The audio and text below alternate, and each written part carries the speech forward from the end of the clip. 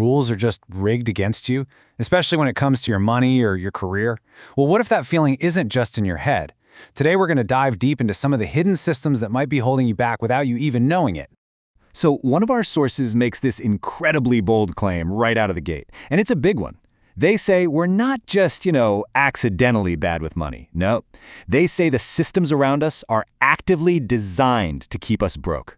I mean, wow, that's a pretty provocative idea, to say the least. So, is that really true? And if it is, how in the world does that actually work? That's the big question we're tackling today. We're going to investigate this by looking at two major forces that shape our lives. First, the stuff we're actually taught, and second, the invisible systems that are quietly making decisions about us. All right, let's start with the obvious place, right? School. I mean, we spend more than a decade of our lives there. But is it really preparing us for the financial realities of, well, real life? I mean, look at this. This is where it gets kind of wild. On one side, you've got what we learn in school. Algebra, geometry, a bunch of historical dates. All good stuff, sure. But then on the other side, you have what you actually need for life. How to calculate your net worth. How do taxes even work? How do you avoid getting buried in debt? We master the Pythagorean theorem, but there's no class on mortgages. It's like the most crucial skills for financial survival are just missing. And it's not just a gap in education, right? It's reinforced by our entire culture. Think about it. We are just bombarded with messages to consume, to buy the next new thing, to keep up with everyone else. Our whole economy is built around spending. You're taught to be a consumer, not a producer. And it's all by design, right down to the candy they put at the checkout to trigger that impulse buy. We're basically being programmed to spend, not to build actual wealth. Okay, but the programming doesn't stop with what we're taught out in the open. It's actually getting way more sophisticated and a lot harder to see. We're now dealing with a new, kind of invisible gatekeeper that has a huge say in our careers, and that's artificial intelligence.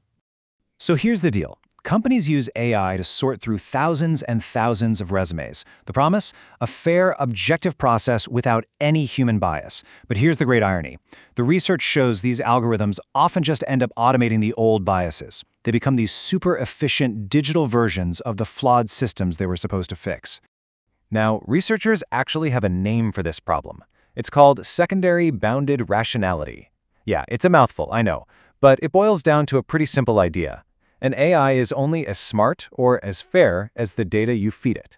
So if you train an AI on decades of hiring data that's full of human bias, well, the AI doesn't magically fix the bias, it just learns to repeat it, only way, way faster.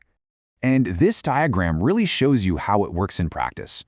So your background, everything from the university you went to maybe your social network, it all gets turned into data points. The AI then looks at all this data and starts to find patterns, optimizing for things that in the past were linked to success, like, say, a degree from an elite school. This creates this nasty feedback loop that can end up locking really talented people out just because they don't fit the historical pattern. And if you want to see the real-world impact, just look at this number. It's staggering. One study found that certain AI models recommended graduates from elite universities for over 72% of jobs. 72%. But in the real world, those grads only get about 8.5% of those same jobs. So the AI wasn't finding the best person. It was just massively amplifying an old bias towards a fancy degree. Okay, so I know what you're thinking. This sounds pretty rigged, right? Between our education and these hidden algorithms, it's super easy to feel powerless. But this is where our sources say the real work begins. It's not about trying to change the entire system overnight. It's about changing our own programming first. Look, it's so easy to blame the system, the pointed inflation, the government, you name it. And hey, those things are real challenges, no doubt.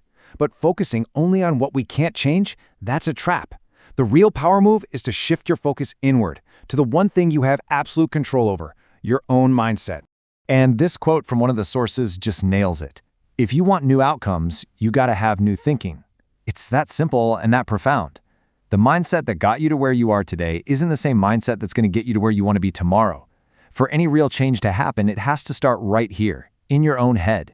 So okay, this whole idea of reprogramming your mind, does it actually work? Is there any proof that learning the rules of the game actually helps you win? Well, you better believe it. The data gives us a very clear yes. Just look at this chart. A study out of California State University found something incredible. After students took just one course on finance, their confidence in their ability to invest jumped by 32%. A massive jump. That, right there, is the power of knowledge in action. And you know what? It wasn't just about investing. This knowledge boost gave them confidence across the board. We're talking about their everyday ability to save money, all the way to their belief that they could actually climb the economic ladder, what researchers call social mobility. I mean, the numbers really do speak for themselves. You see a jump in confidence for saving, a huge leap for investing, and another big one for social mobility. It's so clear. Just arming yourself with the right information is the very first step toward feeling like you're actually in the driver's seat of your own life. So, what's the big takeaway here? It's this. Yeah, the systems are out there, and yeah, some of them have biases baked right in. But letting yourself be a victim to those systems, that's a choice. The real path forward is to become a student of the game. You've got to learn the rules, understand the programming, and then use all that knowledge to your own advantage. And really, it all boils down to this one powerful question. The system definitely has a program written for you. The world will try to fit you into a pre-written script. But you're the one holding the pen. So the real question is, what program are you going to write for yourself?